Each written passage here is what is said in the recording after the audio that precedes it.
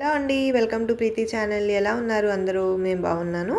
మీకు ఈరోజు నా ఛానల్లో చూపించబోయే రెసిపీ మష్రూమ్ గ్రేవీ కర్రీ అండి. రెస్టారెంట్ స్టైల్లో చేసుకోవచ్చు. చపాతీ, పుల్కా, రైస్, బిర్యానీ దేంట్లోకి వేసుకున్నా కూడా చాలా పర్ఫెక్ట్గా చాలా టేస్టీగా ఉంటుంది. మరి ఇంకెందుకు ఆలస్యం, సింపుల్గా హోమ్ మేడ్లో ఎలా చేసుకోవాలో ఇంట్లో చూపిస్తాను. వచ్చేసేయండి. మరి ఈ రెసిపీ కోసం నేను ఇక్కడ మష్రూమ్ బాక్స్కి ఒక 15 వరకు గుండుపప్పు, జీడిపప్పు తీసుకొని నానబెట్టుకోవాలి ఒక 10 నిమిషాల ముందు. ఈ 10 నిమిషాలు ఇవి నానేలోగా మనం కూరగాయలు కూడా కట్ చేసుకుందాం. 2 ఉల్లిపాయలు, ఒక టమాటా, 2 పచ్చిమిర్చి కట్ చేసుకొని పక్కన పెట్టుకోవాలి.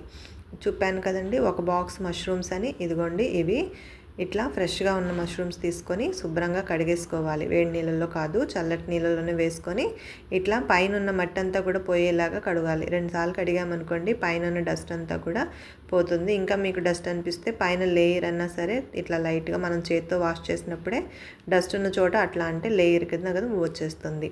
ఇట్లా మష్రూమ్ అంతా కూడా శుభ్రంగా కడిగేసుకోవాలి. చూసారు కదా మష్రూమ్ ఎలా క్లీన్ చేసుకోవాలో. ఇలా 2-3 సార్లు కడిగామంటే తెల్లగా వచ్చేస్తాయి. ఇప్పుడు మష్రూమ్స్ అంతా కూడా కట్ చేసి పెట్టుకుందాము. చిన్న మష్రూమ్స్ అనుకోండి కర్రీకి మనం నచ్చినట్టుగా కట్ చేసుకోవచ్చు. నేను ఇక్కడ చిన్న మష్రూమ్స్ నుంచేసాను. పెద్ద పెద్ద మష్రూమ్స్ అంతా కూడా 2 పీసెస్ కింద కట్ చేసుకున్నాను. చూసారుగా తెల్లగా వచ్చేసి. ఇప్పుడు వీటిని ఎలా కట్ చేసుకోవాలో చూపిస్తాను. ఇది అందరికీ మ్యాక్సిమం ఐడియా ఉంటుందండి. పెద్దవైతే కనుక ఇలా 4 పీసెస్ కింద, లేదా చిన్నవైతే ఇలా హాఫ్ చేసుకుంటే సరిపోతుంది.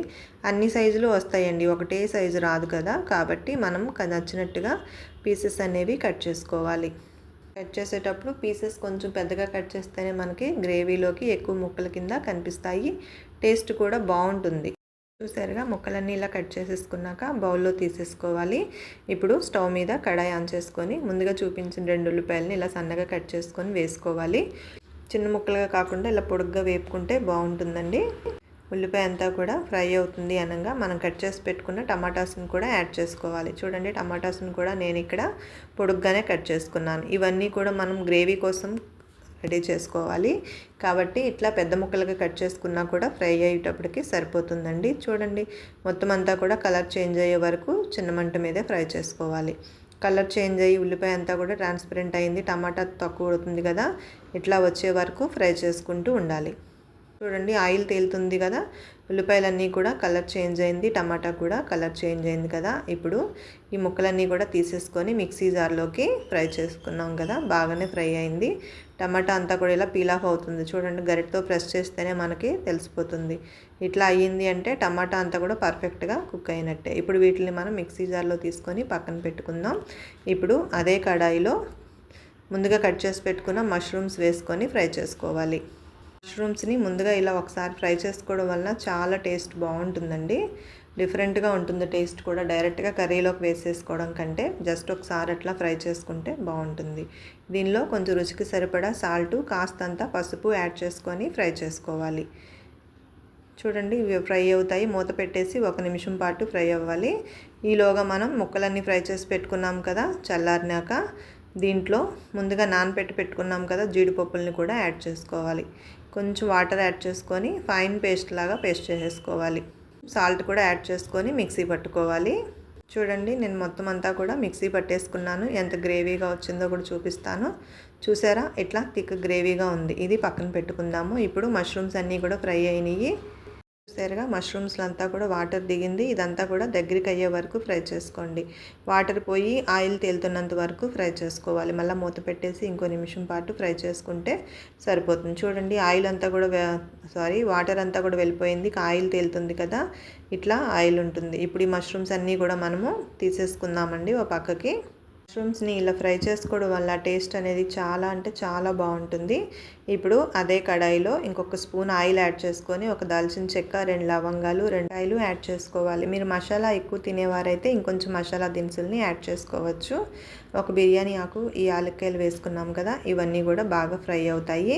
దీంతో మనం ముందుగా కట్ చేసి పెట్టుకున్నాం కదా 2 పచ్చిమిర్చి వేసుకోవాలి. వెల్లుల్లిపాయలు ఒక 5-6 వెల్లుల్లిని ఇలా సన్నగా స్లైసెస్ కింద కట్ చేసుకొని వేసుకోవాలి. వెల్లుల్లి పాయలా వేయకుండా ఇట్లా ముక్కలుగా కట్ చేసుకొని వేసుకుంటే టేస్ట్ బాగుంటుంది. అక్కడక్కడ పలుకుల్లాగా తగులుతాయి. దాంతో ఒక సగం ఉల్లిపాయ చిన్నది కట్ చేసుకొని ఇలా ముక్కలుగా వేసుకొని ఫ్రై చేసుకోవాలి. మూత పెట్టేసి ఫ్రై చేసామనుకోండి దగ్గరగా ఫ్రై అయిపోతుంది. చూడండి ఉల్లిపాయ అంతా కూడా కలర్ చేంజ్ అయింది కదా. ఇప్పుడు దీంట్లో అల్లం వెల్లుల్లి పేస్ట్ ఒక స్పూన్ వేసి పచ్చివాసన పోయే వరకు బాగా కలుపుకోవాలి.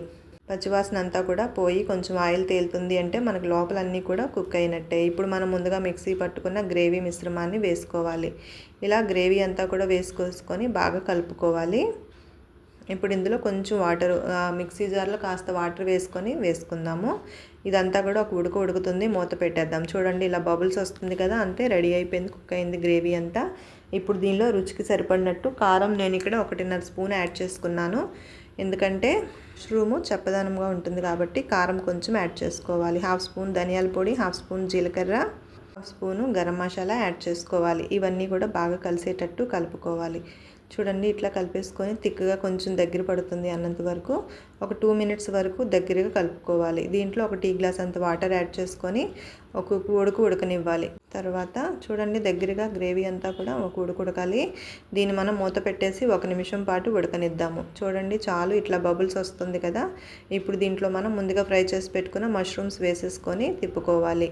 మష్రూమ్స్ అంతా కూడా గ్రేవీ అబ్జర్వ్ అయ్యే వరకు ఒక 2 మినిట్స్ వరకు మూత లేకుండా చిన్న మంట మీద కుక్ చేసుకోవాలి. మళ్ళీ బబుల్స్ వస్తున్నాయి. మొత్తం అంతా కూడా కుక్ అయింది. పైన కొంచెం కొత్తిమీర సర్వ్ చేసుకొని కర్రీ అంతా కూడా ఒకసారి బాగా కలిపేసుకోవాలి. చూడండి మష్రూమ్స్ అన్నీ కూడా చక్కగా ఉడికిపోయినాయి. ఇప్పుడు 1 నిమిషం పాటు చిన్న మంట మీదే ఉంచి మూత పెట్టేసి ఇవ్వాలి. అప్పుడు ఫ్లేవర్స్ అన్నీ కూడా సమానంగా ఉంటాయి. కర్రీ కూడా చాలా టేస్ట్ బాగుంటుంది. సాల్ట్ సరిపోలేదు అంటే కనుక ఇక్కడ జస్ట్ ఒక 1/2 స్పూను సాల్ట్ యాడ్ చేసుకోండి. నాకైతే పర్ఫెక్ట్గా సరిపోయింది. ఎందుకంటే మనం గ్రేవీ వేసేటప్పుడు సాల్ట్ వేస్తాము, ముక్కల్లోనూ సాల్ట్ వేస్తాం కదా, కొంచెం కొంచెం వేసుకుంటే సరిపోతుంది. ఇంకా స్టవ్ ఆఫ్ చేసుకొని వేసేసుకుందాం. నేను ఇక్కడ వేడివేడి చపాతీలోకి వండానండి. చాలా అంటే చాలా బాగుంటుంది. మీకు మంచి కాంప్లిమెంట్స్ కూడా వస్తాయి. తప్పనిసరిగా ట్రై చేయండి. మీకు ఎలా అనిపించిందో కామెంట్ చేయండి ఫ్రెండ్స్. కొత్తగా చూస్తుంటే ప్లీజ్ సబ్స్క్రైబ్, లైక్ చేయండి, కామెంట్ చేయండి.